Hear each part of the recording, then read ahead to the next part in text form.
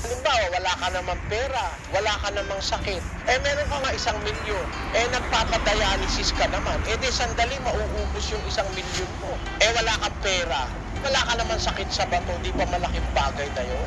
Yung wala ka lang sakit, nakakaraos ka araw-araw, lalo nang nakakapaglingkod ka pa sa Diyos, malaking bagay na po yun. Yung hindi ka magpalimos ng kakainin mo, kahit na ba yan tuyo lang, hindi ka naman nagpapalimos, kumikita ka kahit pambili lang ng tuyo. Ang sabi po sa kawikaan ganito, kapatid.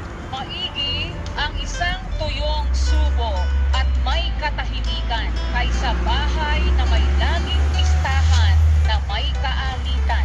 Nakita niyo po ba yan? Kahit tuyo lang yung subo mo, walang sabaw, wala ngang gravy At saka isang subo lang, pinag-aralan ko yung Biblia sa eksperyensya. Kahit isang subo lang, mabubuhay ka.